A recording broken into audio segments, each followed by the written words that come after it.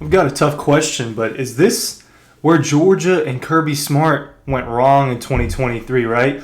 We all thought that Georgia, a lot of people, right, including myself, thought that Georgia was the best team heading into conference championship weekend, thought that it wasn't even particularly close. There was at least a little bit of a gap between Georgia and Michigan or Georgia and Texas, whoever you felt was the second best team in the country, if you didn't think it was Georgia. I think there was a little bit of possible mismanagement of the injuries. Maybe call it speculation. Look, maybe call it a theory, but it's a discussion that I want to have, and it's a discussion that I've been thinking about. And I think I've been teasing me talking about this a little bit over the last couple months, but it's a fair point. Did Georgia rush Brock Bowers back? That's my question. Did Brock Bowers need to play against Ole Miss? Did Brock Bowers need to play against Tennessee? Did he need to play against Georgia Tech? Right, which he actually, I don't even know that he played that much in. I can't remember exactly how much he played against Georgia Tech, if at all. So, you know the story with Bowers.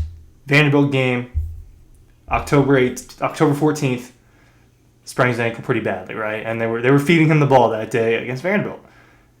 Sprains his ankle. He ends up needing a tightrope surgery. They get it done, and he comes back in like 26 days from that injury, from that surgery. He returns in 26 days.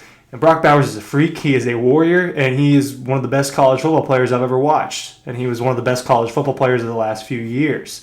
And it's not my job to say if Kirby Smart's right or wrong, really. I mean, maybe it is a little bit my job. Maybe that is part of my job description here at Dawg Post.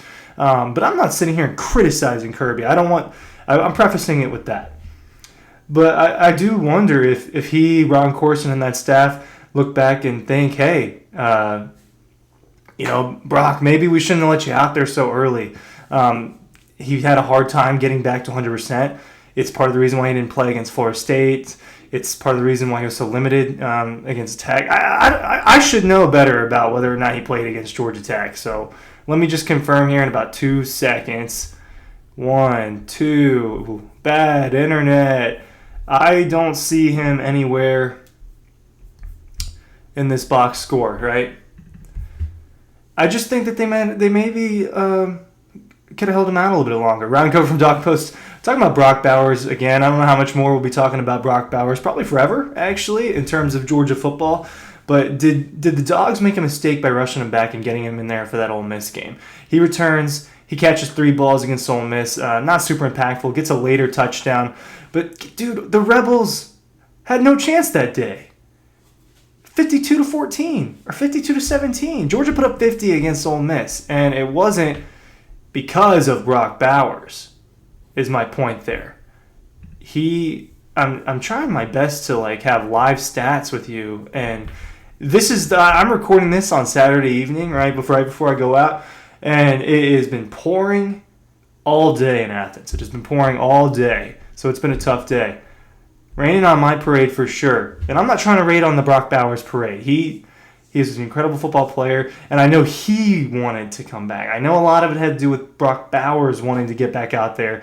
I remember asking him in the press conference, I guess right after the Ole Miss game, right before, right after, and I was like, how important was it that you came back potentially for your last game in Sanford Stadium? He dodges the question, right? I was trying to get him to take the bait and confirm that he was going to the NFL, which wouldn't have been a real secret to anybody because of how good Brock Bowers is. We know that he was going to make the NFL one way or another. We know that he was going to be a first-round pick one way or the other, but he dodges that question. And I do think that was important. I think that trying to get him back for one more game in Sanford Stadium may be part of the reason why it was handled the way it was. It sucks. It sucks. But that's not the question. The question is, did they rush him back? Medically, I can't answer that question. But I do know he wasn't 100% right. You see him against Alabama. Well, what's part of the reason? We know that he was actively rehabbing, right? I got cut off there. We know that he was actively rehabbing while he was also going out there and playing in games. But would it have been better if they just rehabbed him alone? If it just said, all right, we're shutting you down. You're not going out there and getting tackled by these people over and over again, all right, against other teams. You have to wonder if that would have been better for him. I don't know. And the real reason I asked this question, I can't believe I've gotten so far into this, is because against Alabama, that's where the season fell apart, right? It went from these guys are playoff locks to, holy crap, Georgia's not in the playoff because it just lost the SEC championship against Alabama. So what happens when what happens if there's a healthy Brock Bowers against the Crimson Tide? What happens if there's a healthy Ladd McConkey? Obviously, Ladd McConkey is not really part of my question here, but what happens if those guys are healthy? Does Georgia struggle as much if their leading receivers and their leading receivers in that game were at full strength or at least a lot closer to it? Because we know that they weren't, and we know that Ladd McConkey definitely wasn't, but you could tell. The thing with Bowers was there was a difference between Brock Bowers before and after the ankle injury. Yes, he had some production. Yes, he had a couple touchdowns, but Brock Bowers was letting people tackle him.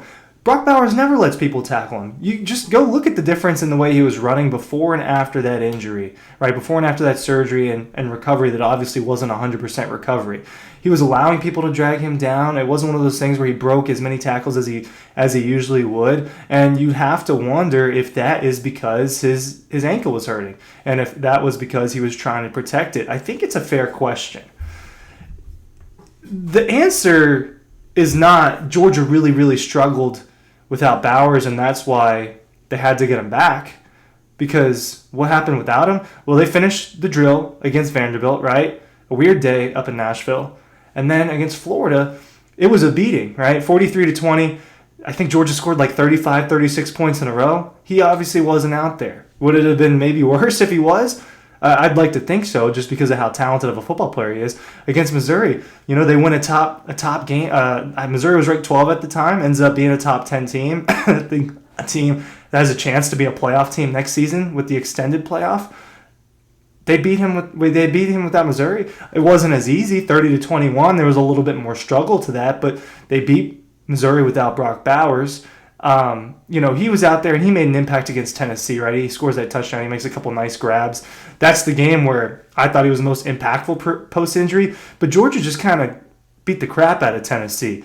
If they were feeding other people, I'd like to think that Georgia would still dominate that game. Maybe it's not as easy without Brock Bowers.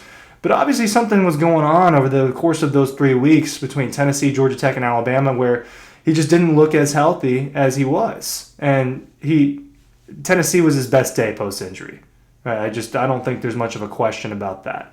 But am I fair to ask this question? Is this something that they made a mistake on? I don't have the answer. That's my question. Because when it wasn't Bowers, they were feeding McConkey, and they were able to get the job done with him through the air. You had guys like Marcus Wesby-Jackson, Dominic Lovett, Oscar Delp, Dylan Bell. They had plenty of weapons to throw the ball to. It didn't necessarily have to be Brock Bowers. I get having his presence out there. I get the motor. But I have that question. And I want to know what you guys think maybe, all right? I'll scan these comments. Is this something that Georgia messed up this season? Because I don't think that they messed up much. I mean, they were perfect. Not perfect, obviously. Perfect doesn't exist, but perfect in record before heading into that Alabama game. Is it Georgia's fault that it didn't make the playoff?